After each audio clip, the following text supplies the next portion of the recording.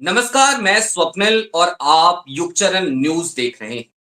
युगचरण की इस खास पेशकश गुफ्तगू में आपका स्वागत है, जहां हम डॉक्टर पंकज श्रीवास्तव जी से खुलकर बातें करेंगे अलग अलग मुद्दों पर। आज का मुद्दा क्या है? आज का मुद्दा है बहराइच में संयोग था या कोई प्रयोग था। बहराइच जो झुलस रहा है, बहराइच जहां पर अभी भी आशंकाएं पनप रही हैं, बहराइच जिसे लेकर तमाम लोगों ने तमाम फर्जी खबरें चलाई, वो बहराइच जो देखते देखते पूरे देश में चर्चा का विषय बन गया। डॉक्टर पंकज जी, बहुत बहुत स्वागत है आपका। सबसे पहले तो शुक्रिया। यही समझ सबसे पहले तो यही बताइए दर्शकों को कि ये जो बहराइच है, ये संयोग था, प्रयोग था। संयोग था तो ऐसा संयोग क्यों हुआ, और प्रयोग था तो किसका प्रयोग था और किस लिए प्रयोग था? बहुत शुक्रिया स्वप्निल और दर्शकों को भी मेरा प्रणाम। अभी जो बहराइच में हुआ वो संयोग तो बिल्कुल नहीं था और जो प्रयोग हुआ है वहाँ, वो दरअसल बहराइच के लिए प्रयोग नहीं है, वो उत्तर प्रदेश के लिए भी प्रयोग नहीं है, वो पूरे देश के लिए प्रयोग है और एक खतरनाक प्रयोग। मैं ये क्यों कह रहा हूँ? पहले तो मैं आपको बताऊं कि उत्तर प्रदेश इस समय देश के सबसे गरीब जो 3 राज्य हैं, उनमें से एक है। उत्तर प्रदेश से ज़्यादा गुर्बत अगर कहीं है तो वो झारखंड और बिहार में। ये सरकारी आंकड़ा है, ये मेरा आंकड़ा नहीं है। जी। फिर मैं बहराइच की ओर आपका ध्यान आकर्षित करता हूं। बहराइच उत्तर प्रदेश के सबसे गरीब जिलों में है, जहां 55% से ज्यादा लोग गरीबी रेखा के नीचे। और अभी एक रिपोर्ट आई है जिसे हम हंगर इंडेक्स के रूप में जानते हैं दुनिया का, जी। उसमें भारत ग्लोबल हंगर इंडेक्स। 105वें नंबर पर है, ग्लोबल हंगर इंडेक्स। यानी पूरे देश में भुखमरी की बड़ी खराब स्थिति है, कुपोषण की स्थिति है। बहराइच उनमें और ज्यादा बुरी स्थिति में है। यानी एवरेज से कहीं ज्यादा लोग वहां परेशान हैं, पैसे नहीं है, रोजगार नहीं है, कोई धंधा नहीं है। और उत्तर प्रदेश में एक सरकार है 7 साल से, जिसने ये वायदा किया था कि लोगों की जिंदगी में वो बेहतरी लाएगी। ऐसा ही वादा मोदी सरकार ने भी किया था, हर साल 2 करोड़ लोगों को रोजगार देगी। ऐसा कुछ नहीं। ऐसे में हो क्या रहा है? और खास तौर पर जब 2014 के चुनाव में उत्तर प्रदेश में बीजेपी को एक बड़ा झटका लगा और अब 10 उपचुनाव सामने हैं, तब फिर एक पूरी कोशिश की गई कि कैसे जो हमारे त्योहार के दिन हैं, जो हमारे अंदर उमंग लाते हैं, हमें खुशी देते हैं, उसमें जो एक समाज की भागीदारी है, उस भागीदारी में एक सांप्रदायिक रंग घोला जाए और उस बहाने एक ध्रुवीकरण किया जाए। और ये सब कुछ सरकार की ओर से हुआ है। मैं ये बड़ी जिम्मेदारी से कहना चाहता हूँ। आपसी झगड़े सरकार, कहीं भी हो सकते हैं। इसको इसको जरा खुल के समझाइए, कैसे मैं इतनी बिल्कुल दावेदारी के साथ कैसे कर मैं सकते हैं? बिल्कुल आपको खुल के ये बात कहना चाहता हूँ। देखिए, झगड़े कहीं भी हो सकते हैं। दो धर्म के लोगों के बीच भी झगड़े हो सकते हैं, अपराध भी हो सकता है, लेकिन राज्य उसमें हस्तक्षेप करता है, पुलिस उसमें हस्तक्षेप करती है, प्रशासन जी। उसमें कार्रवाई करता है। यहाँ क्या? यहाँ पर एक जुलूस निकलता है। वो जुलूस एक मुस्लिम मोहल्ले में जाता है और वहां खड़े होकर, जाहिर है वो प्रतिमा विसर्जन करने वाले भक्तों के बीच में वो कुछ और लोग भी थे, जो वहां पर डीजे में ये गाना बजवा रहे थे कि चाहे जितना जोर लगा लो, चाहे जितना क्या कर लो, आएंगे तो योगी जी, जीतेंगे तो योगी जी। एक गाना ये। दूसरे गाने जो बज रहे थे उसको मैं यहां पर बोल नहीं सकता। सीधे सीधे अच्छा। मुसलमानों को गाली दी जा रही। वो गाने बनाए गए हैं बाकायदा, जिसमें एक मैं थोड़ा डरते डरते और एक एक डैश डैश करते हुए आपको बता दूं, एक नारा जो लग रहा था वो ये था जी। कि फलाने काटे जाएंगे तब राम राम चिल्लाएंगे। ये नारे। उसके बाद एक नौजवान जो जो हम जानते हैं वो चढ़ जाता है और झंडा उतारता है, हरा झंडा, और भगवा लहराता है। झंडा उतारने के क्रम में वो पूरी रेलिंग को तोड़ देता है। ये सारे वीडियो हैं आपके सामने। लेकिन जी इस वीडियो में जो नौजवान झंडा उचाड़ रहा है, उसको रोकने का प्रयास करते हुए कोई पुलिस वाला हमें नहीं दिखता। जबकि प्रतिमा विसर्जन के रूट तय करने से लेकर विसर्जन के जुलूस से आगे पीछे पुलिस बल रहता है, ये हम जानते हैं, एक सामान्य बात। ठीक बात। वहां पर लेकिन पुलिस वाला कोई क्यों नहीं था? आखिर जो नौजवान छत पे चढ़ गया झंडा उखाड़ने, वो नौजवान हवा में उड़कर तो नहीं गया। वो चढ़ा होगा, लोगों के कंधों पर चढ़ा होगा, लोगों ने सहारा दिया होगा, तब वो छत पर गया होगा। और छत पर जाने के इस पूरे प्रक्रिया में पुलिस का कोई हस्तक्षेप हमें नहीं दिखता। आप बताइए, अगर एक भीड़ आपके घर पे आ जाए और चढ़ने का प्रयास करे आपके घर पे और पुलिस वहां मौजूद हो, तो वो क्या करेगी? वो रोकेगी उन लोगों को जो आप पर हमला करना चाहते हैं, जो आपके घर पर घुसना चाहते हैं, वो उन्हें रोकेगी। लेकिन पुलिस का हमें एक भी सिपाही किसी भी वीडियो में नजर नहीं आता। और ऐसे में जो प्रतिक्रिया हुई, वो प्रतिक्रिया ही दरअसल प्रशासन चाहता। जो दुखद रूप से गोलीबारी हुई। ज्यादा हिंसक हो गई और एक नौजवान को अपनी जान से हाथ धोना पड़ा। ये जितनी भी इस घटना की निंदा की जाए कम है। उस घटना की हम निंदा करते हुए ये सवाल तो पुलिस और प्रशासन से पूछेंगे कि अगर वो हस्तक्षेप करता समय पर, तो ये नौजवान छत पे नहीं चढ़ता, और छत पे नहीं चढ़ता तो फिर शायद वो गोलियों का निशाना भी नहीं बनता। सबसे पहली बात तो मुसलमानों के खिलाफ गाली बकना अपने धर्म के नाम पर, ये कौन सा हिंदू धर्म है? मैं आपसे पूछना चाहता हूं। मैंने बहुत महाभारत, रामायण, वेद, पुराण, उपनिषद पढ़े हैं। मैंने कहीं नहीं पढ़ा कि हमारे किसी धार्मिक अनुष्ठान में किसी मस्जिद या मुस्लिम घर के सामने जाकर गालियां देना उद्यापन के लिए जरूरी है। प्रतिमा विसर्जन के लिए मुसलमानों को गालियां देना कहां लिखा हुआ है? कौन लोग सिखा रहे हैं?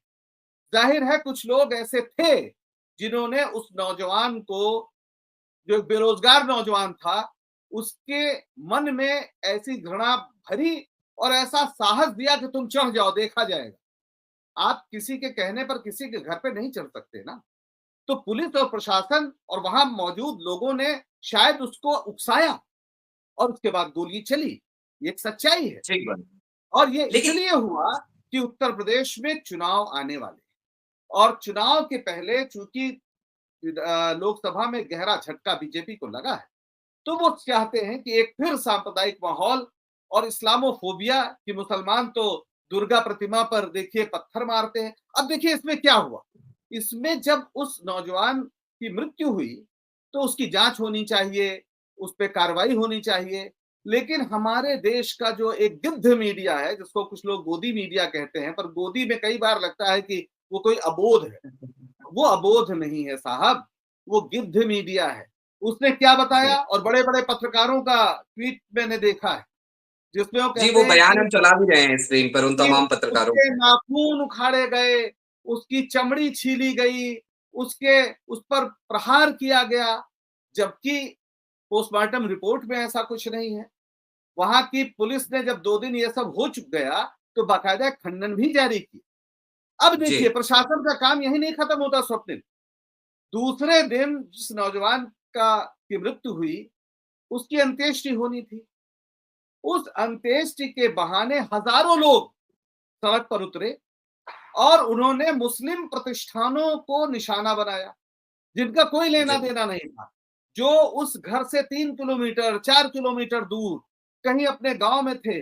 उनके घरों में आग लगाई गई, दुकानें तोड़ी गई, पूरा टारगेटेड हमला किया गया। आखिर जिस संविधान की शपथ लेकर योगी आदित्यनाथ सरकार चला रहे हैं, क्या वो संविधान इस बात की इजाजत देता है कि आप अल्पसंख्यकों को इस तरह से निशाना बनाएं, बेगुनाहों को इस तरह से निशाना बनाएं? आपको शर्म आनी चाहिए।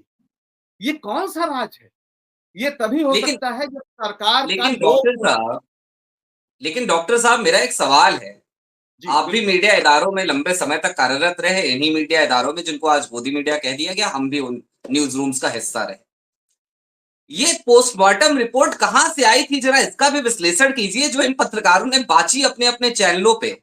क्योंकि जब हम लोग इन न्यूज़ रूम्स का हिस्सा थे, तो इस तरीके से रिपोर्ट्स हमारे पास नहीं आती थी। हमको हमारे एडिटर्स ने यही समझाया, यही सिखाया, उस ज़माने के एडिटर्स ने, जिनमें से कई आज टीवी चैनल छोड़ चुके हैं।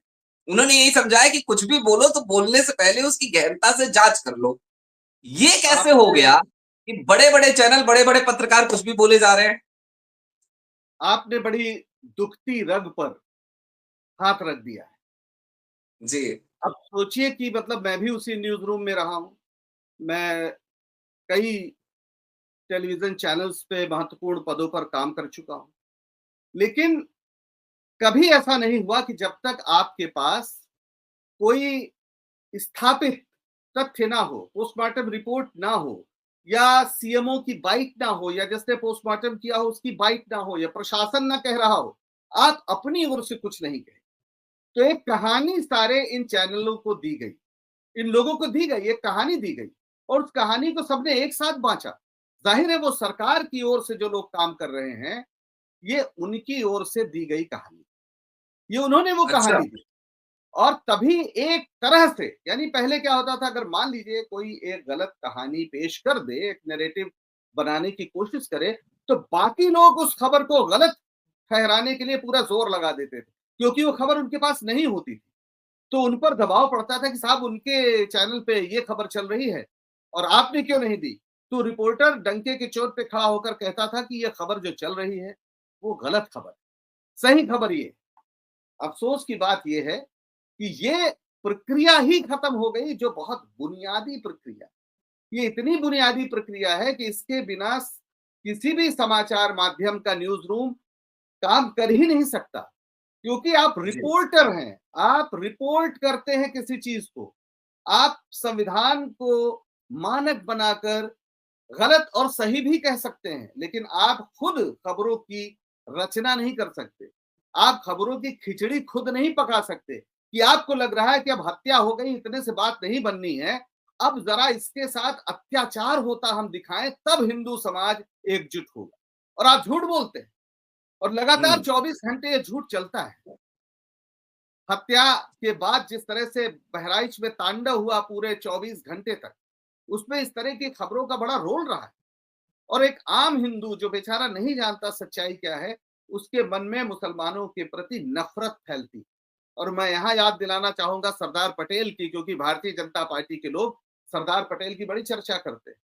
सरदार पटेल ने कहा था कि अगर इस देश के मुसलमानों को हम ये एहसास नहीं करा पाए कि वो इस देश में बराबर के नागरिक हैं, इस देश की सत्ता, इस देश की सरकार, इस देश की पुलिस, इस देश का प्रशासन उनकी जान माल की सुरक्षा के लिए भी उतना ही प्रतिबद्ध है, तो हम अपने को सच्चा देशभक्त, सच्चा भारतवासी नहीं कह सकते। और आज सरदार पटेल की बड़ी-बड़ी मूर्ति बनाने वाले सरदार पटेल की ये छोटी-सी बात भुला चुके हैं। संविधान को तो भुला ही चुके हैं।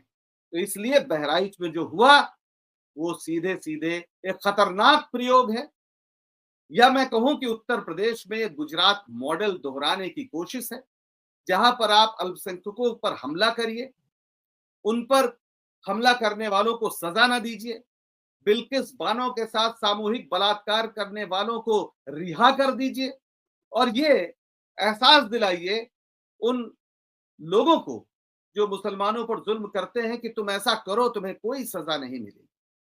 ये है गुजरात मॉडल। और इस बहाने व्यापक हिंदू समाज के प्रति एक ये धारणा कि वो इस बात को पसंद करता है, ये शर्म की बात है। क्योंकि हिंदू जो है, उसकी धार्मिक जो मान्यताएँ हैं, उसमें इन चीज़ों की कहीं कोई दखल संभव नहीं। ये हिंदू धर्म का मसला नहीं है, ये संघियों का, ये आरएसएस वालों का, ये भारतीय जनता पार्टी के उन लोगों का प्रयास है, जो दरअसल किसी भी तरह सत्ता पाना चाहते हैं। इन्होंने ठीक है, आप भाजपा की बात कर रहे हैं। डॉक्टर साहब, मुझे एक विधायक जी याद आ गए।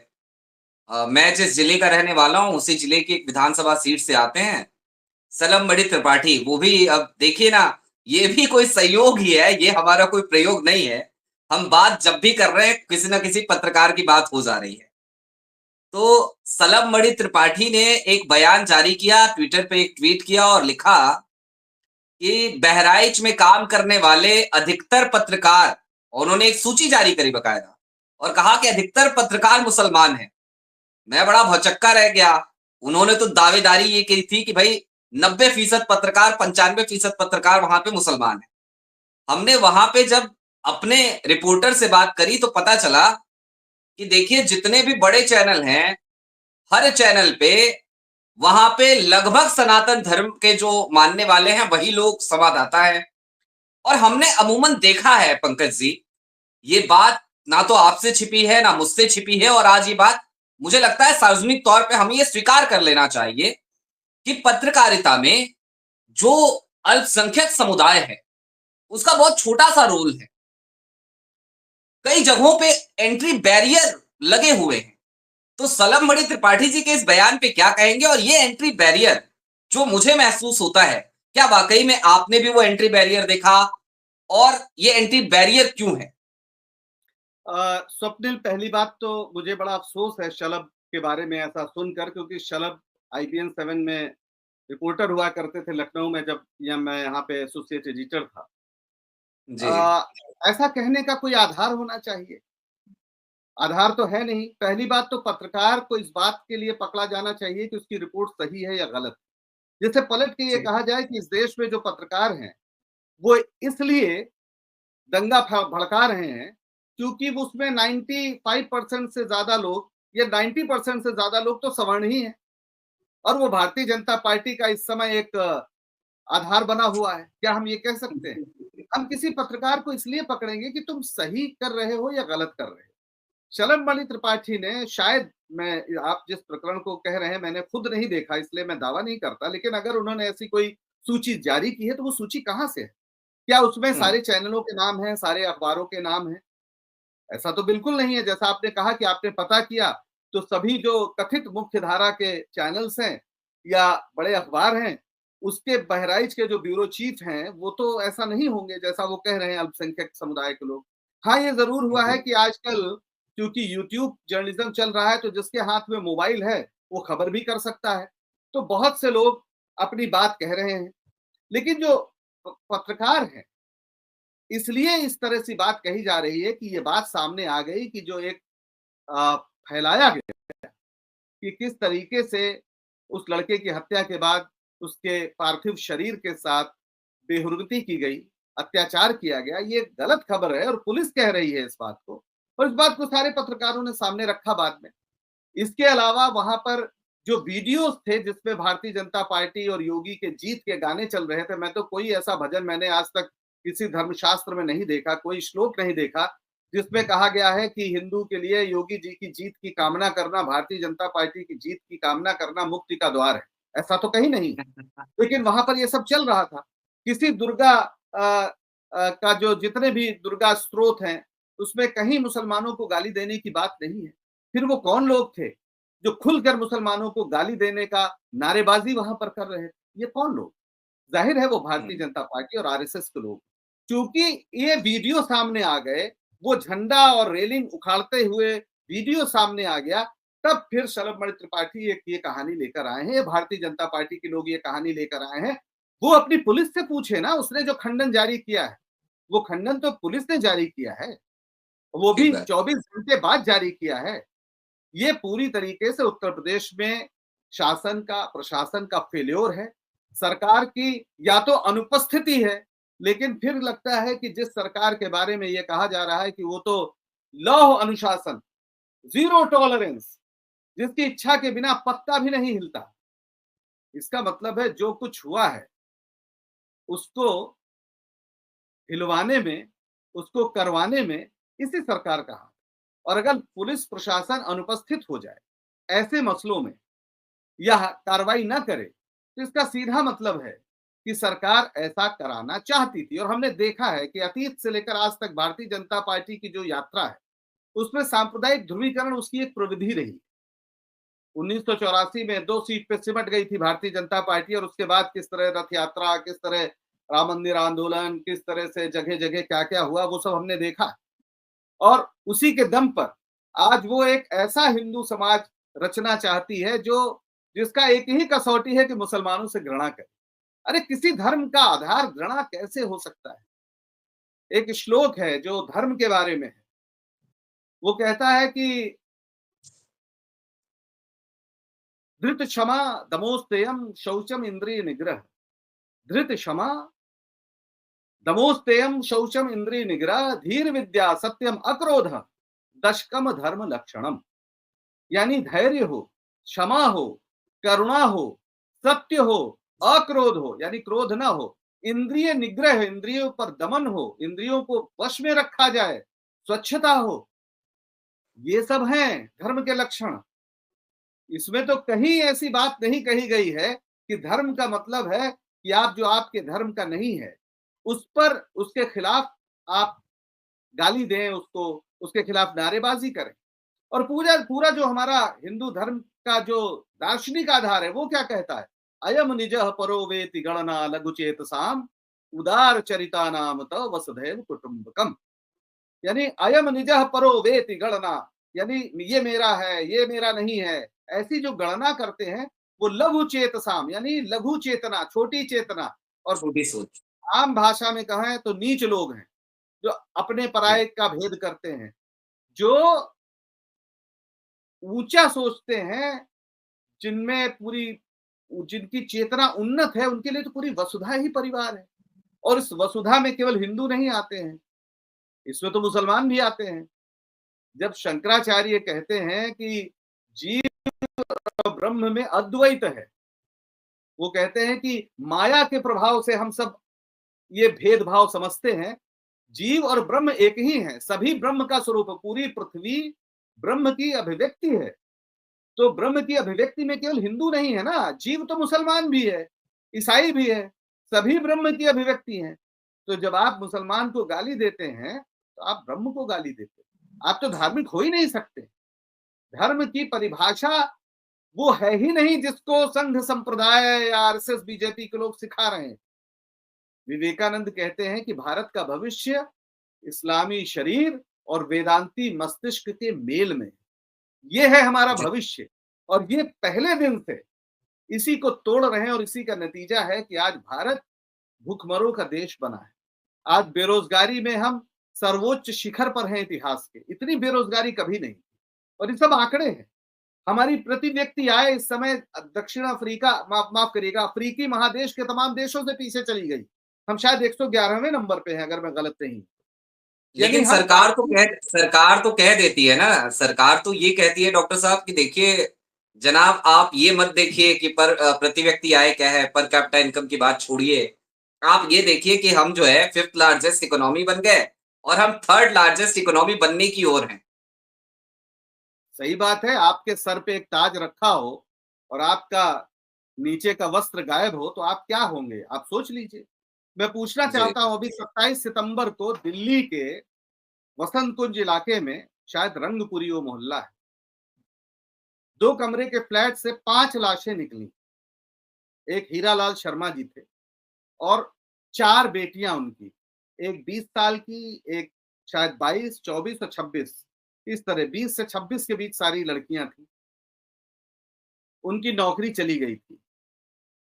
वो यहाँ का जो स्पाइनल इंजरी वाला जो संस्थान है वहां काम करते थे। जी। 24 तारीख को लोगों ने आखिरी बार देखा। बहुत धार्मिक व्यक्ति थे, व्रत त्योहार करते थे, हर मंगल को व्रत करते थे, हनुमान जी के बड़े भक्त थे। लेकिन ये जो 5 सबसे बड़ी 5वीं अर्थव्यवस्था है, उस अर्थव्यवस्था के पास उन्हें देने के लिए कुछ नहीं था। उनके घर में जब वो लाशें निकली तो राशन नहीं मिला।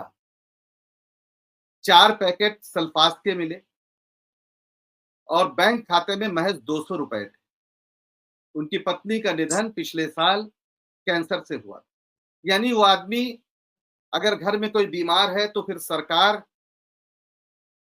की ओर से जो स्वास्थ्य व्यवस्थाएं हैं वो ना होने की वजह से आदमी बर्बाद हो जाता है। उसी में एक नौकरी चली गई। 4 लड़कियां हैं जिनकी शायद न नौकरी है, न वो शायद शादी कर पाते, जो स्थिति है। 200 रुपए जिसके अकाउंट में हो आप सोच सकते हैं।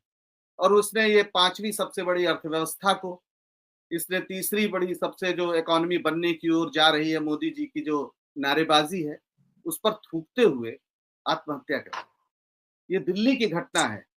प्रधानमंत्री के घर से शायद 15 किलोमीटर दूर भी नहीं होगा। क्या जवाब है इन लोगों के लिए? आप 80 करोड़ लोगों को कह रहे हैं कि 5 किलो राशन आप दे रहे हैं। शर्म आनी चाहिए। ये गर्व का नहीं, शर्म का विषय है। ऐसा कब हुआ है कि इस देश में 80 करोड़ लोग अपने लिए 2 जून की रोटी नहीं जुटा पाते?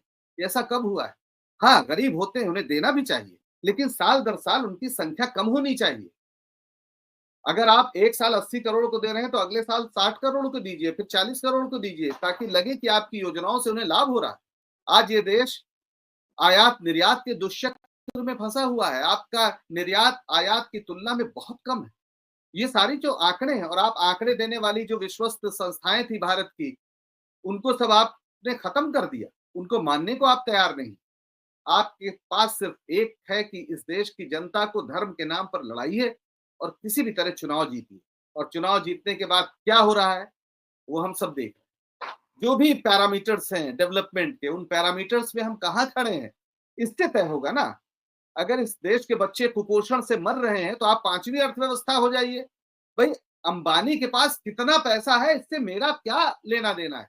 अंबानी का पैसा भी जीडीपी में है, मेरा भी कमाई जीडीपी में है, पर क्या मैं उससे खुश हो सकता हूं?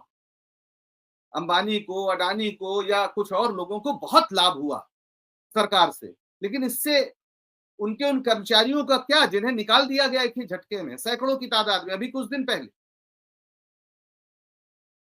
अभी हालत यह है कि पुणे की एक लड़की जिसकी उम्र 26 साल थी, शायद एनी सेबेस्टियन उसका नाम था, या एना, वो काम के बोझ से मर गई।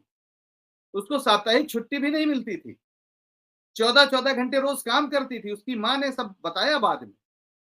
खड़े खड़े उसकी मौत हो गई काम के बोझ से। काम के घंटों का कोई सवाल नहीं रहा, जो हमारे संविधान की एक बुनियादी बात थी। तो इस 5वीं अर्थव्यवस्था को लेकर हम क्या करें, अगर इस देश की ये जो तस्वीर है, उससे इस देश के 90% लोग बाहर हैं। इस देश में जो 25,000 रुपए कमाता है प्रतिमाह, वो इस देश के सबसे अमीर जो हमारी क्लास है 5%, 10% की, उसमें आता है। आप सोचिए बाकी लोगों का क्या हाल।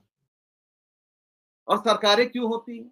सरकारें इसलिए होती हैं कि उन्हें लोक की समस्या का हल करना है, लौकिक समस्याएं। लोकतंत्र है ना ये परलोक तंत्र नहीं है। पर भारतीय जी। जनता पार्टी हमारा परलोक सुधारने में जुटी रहती है कि यहाँ मंदिर है, यहाँ वो बनो, यहाँ पे पूजा हो, यहाँ विसर्जन हो, बहुत अच्छी बात है। लेकिन वो परलोक हमारे और ईश्वर के बीच की बात है। आप कौन? आपका काम तो रोजगार, स्वास्थ्य, बाकी चीजें हैं, सड़क, पानी, बिजली। यहां से आप गायब हैं और आप कह रहे हैं नहीं नहीं वो आरती बहुत बड़ी होनी चाहिए। और ऐसा नहीं, ये लोग जानते नहीं है। किसी मंत्री, किसी विधायक, किसी सांसद का बेटा ऐसे विसर्जन जुलूसों में आगे बढ़ते हुए, आगे आगे चलते हुए, कोई हरा झंडा उतारकर भगवा झंडा फहराने की कोशिश करता हुआ आज तक नहीं पाया गया। ना किसी को गोली लगी है। ये वो गरीब लोग हैं, वो बेसहारा लोग हैं जिनको इस तरह से बरगलाया जाता है। आप देखते होंगे बड़े बड़े मंत्री अक्सर अपने बच्चों की फोटो डालते हैं, ऑक्सफोर्ड में मेरी बेटी लॉ कर रही है, अमेरिका की फलाना यूनिवर्सिटी में पढ़ रही है। बड़ी सुंदर तस्वीरें हैं। और हमारे आपके बच्चे कहाँ हैं? हमारे आपके बच्चों को कौन सी शिक्षा मिलेगी? तो यही चाहते हैं कि अपने बच्चों को विदेश भेजें, वहां से पढ़ के लौटे तो सीधे इन्हें सांसद बनाया जाए और यहाँ पर लोग अपने बच्चों की कुर्बानी दें। आज जो लड़का मरा है उसके परिजनों को एक नौकरी देने की बात हो रही, बहुत अच्छी बात है। लेकिन आप सोचिए उस बेरोजगार के घर में नौकरी आने की ये शर्त बनती है कि एक आदमी का बलिदान हो जाए। ये बना दिया है हिंदुओं को, ये हिंदुओं की स्थिति बना दी है इस कथित हिंदू सरकार ने। डॉक्टर साहब, एक तो समय की सीमा है, लिहाजा जी डॉक्टर साहब, एक तो समय की सीमा है, लेकिन चलते चलते ये जो माहौल और ये जो धर्म का अफीम चखा दिया गया है, ऐसे लोगों को कैसे समझाया जा सकता है? क्या कोई तरीका है, कोई तरीकेकार है, जब मेन स्ट्रीम मीडिया इस तरीके की बातें करती हो, आग उगलती हो, जहर उगलती हो, जब बहराइच की पुलिस कहती हो कि ऐसी अफवाह फैलाने वालों पर कार्रवाई की जाएगी। मेन स्ट्रीम मीडिया अफवाह फैला रही हो, फैला चुकी हो, फिर भी बहराइच पुलिस या यूपी पुलिस कोई कार्रवाई उन लोगों पे ना करती हो। ऐसी स्थिति में ये कैसे समझाया जाए लोगों को कि देखो, धर्म ये बताता है, धर्म ये कहता है। एक बात तो ये है कि मुझे लगता है कि हिंदू, जो आम हिंदू है, उससे संवाद करना बहुत ज़रूरी है। अब ये कौन करेगा? पहले हमारे यहाँ ऐसे संत हुआ करते थे, जो अपने प्रवचनों में शांति की बात करते थे, प्राणियों जी, मात्र में सद्भावना की बात करते थे। आज तो हम ऐसे-ऐसे लोगों को देखते हैं कि अगर वो प्रवचन देने आ जाएँ, तो दंगा ना होता हो तो दंगा हो जाए। तो हमें याद करना चाहिए कि जब रावण गया था सीता का हरण करने, तो उसने भी भगवा वस्त्र पहना था, वो भी साधु बना था। तो हिंदुओं को ये समझना होगा कि भगवा वस्त्र में, दाढ़ी में, साधु भेष में, ये धर्म के प्रतीक नहीं है। जैसे सीता हरण के लिए वेश धारण किया गया था, वैसे ही सत्ता हरण के लिए वेश धारण किया गया। आपको धर्म के मूल तत्व को समझना होगा और इसका कोई शॉर्टकट नहीं होता। हमने देखा है दुनिया के कई देश इस तरह से फंसे हैं। जर्मनी उदाहरण है, वहां हिटलर चुन के आया था। ऐसा नहीं कि जबरदस्ती आ गया, वो चुन के आ गया, वो भी ऐसा फैलाने में कामयाब हुआ था। लेकिन ऐसे लोगों की जो उम्र होती बहुत लंबी नहीं होती और इतिहास के डस्टबिन में उनकी जगह सुरक्षित होती। हो सकता है आज वो बहुत बड़े लग रहे हैं, लेकिन इतिहास की जो गति है, वो गति मनुष्य को सभ्य से और सभ्यतर बनाने की ओर है। ये पूरी इतिहास की और सभ्यता की जो गति है, जो उसका चक्र है, उसको उलटने के फेर में। आज साइंस हमें क्या बता रहा है कि जो खून हमारे अंदर है, वही आपके अंदर है, वही मुसलमान के अंदर है, जो हमारा डीएनए है, वही मुस्लिम का डीएनए है। खास तौर पर इस पूरे एशिया के जो हमारा खित्ता है, उसमें डीएनए आमतौर पर एक है। हमें अभी खून की जरूरत पड़े तो कोई भी दे सकता है। तो साइंस ने साबित किया कि हम में और आप में कोई फर्क नहीं। अध्यात्म भी यही कहता है कि हम में और आप में कोई फर्क नहीं है। अगर आप ईश्वर को सचमुच मानते हैं, तो ब्रह्म की ही सारी अभिव्यक्ति है और उसकी इच्छा के बिना पत्ता नहीं खड़कता है। तो फिर हम में और मुसलमान में कोई फर्क नहीं है। तो जिन पर लोकतंत्र की जिम्मेदारी थी, लौकिक प्रश्नों को हल करने की जिम्मेदारी थी, वो नहीं कर पा रहे हैं, इसलिए वो परलोक का टिकट बेच रहे हैं। और ये खतरनाक बात है, इसे हिंदुओं को समझना चाहिए। आप जैसे लोग, हम जैसे लोग, जो इस तरह के छोटे-छोटे माध्यम हैं, इनके ज़रिए जितना हम अपनी बात बोल पाएँ, वो बोलें। जो राजनीतिक नेता लोग हैं, जो सचमुच सद्भावना पर यकीन करते हैं, संविधान पर यकीन करते हैं, वो अपनी पार्टियों को एक सांस्कृतिक काम भी दें। केवल धरना प्रदर्शन, नारेबाज़ी, ज़िंदाबाद, मुर्दाबाद से काम नहीं चलेगा। आप उन अपने कार्यकर्ताओं, नेताओं से कहिए कि अपने इलाके में उन वहाँ के लोगों को ये बताइए कि आपके धर्म के साथ क्या खोट हो रहा है। बड़ी दिलचस्प बात आप याद आ गई, सुभाष चंद्र बोस ने 1940 में चुनाव हो रहा था। उन्होंने झाड़ग्राम है बंगाल में, वहाँ एक भाषण दिया। वो चुनाव शायद म्युनिसिपैलिटी का था। उसमें उन्होंने भाषण दिया 12 मई को, जो 14 मई को आनंद बाज़ार पत्रिका में छपा। उसमें उन्होंने कहा, उस समय सावरकर की हिंदू महासभा वाले चुनाव लड़ रहे थे। उन्होंने कहा कि ये हिंदू महासभा वाले साधु सन्यासियों को ले आए हैं और भगवा वस्त्र और त्रिशूल वगैरह देखकर आम हिंदू अपना सर झुका देता है। ये हिंदू धर्म के दुश्मन हैं, इन्हें सार्वजनिक जीवन से उखाड़ फेंकिए। उन्होंने आम हिंदुओं का आह्वान किया कि इनकी बात पर कान न दें।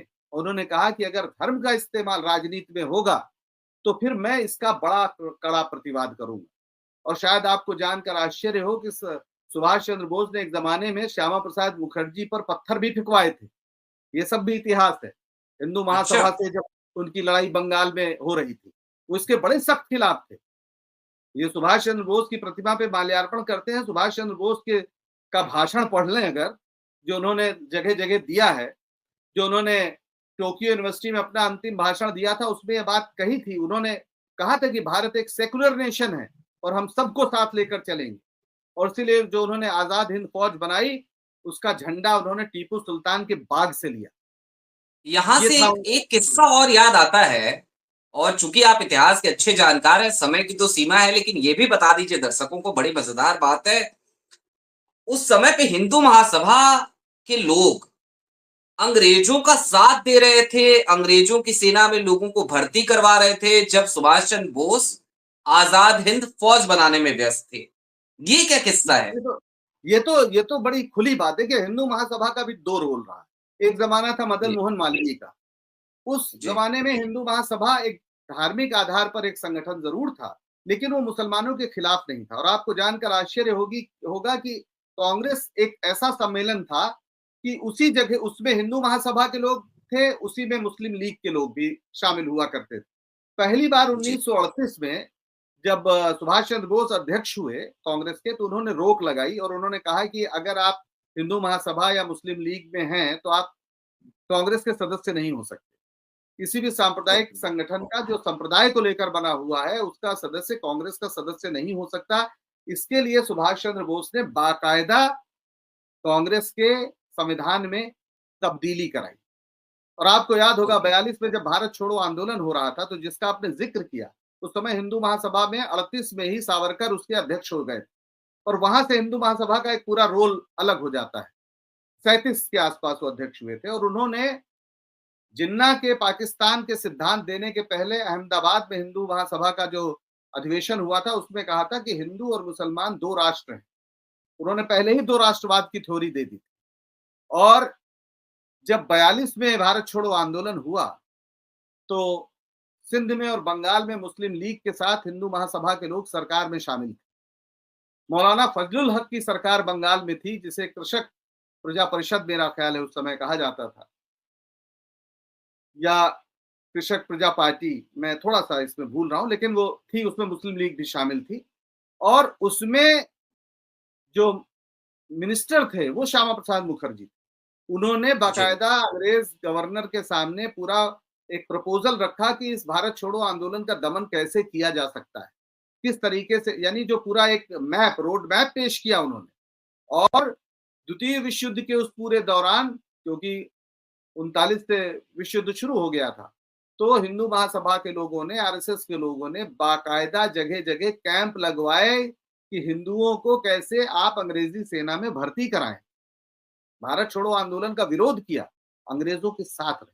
ये तो एक ऐसी ऐसी खुली बात है जिसमें कहीं कोई दो राय है ही नहीं।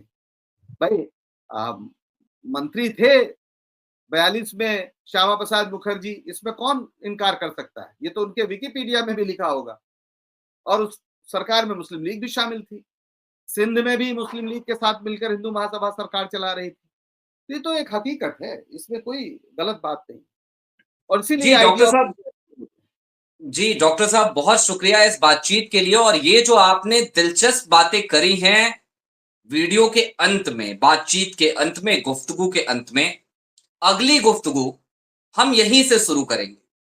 और दर्शकों से ये खास तौर पे हम बताना चाहते हैं कि ये जो विषय है, संघ बनाम राष्ट्र, ये मैं क्यों कह रहा हूं संघ बनाम राष्ट्र, ये पूरी थ्योरी गुफ्तगू की अगली कड़ी में आपके सामने रखी जाएगी। बहुत शुक्रिया डॉक्टर साहब युगचरण से जुड़ने के लिए।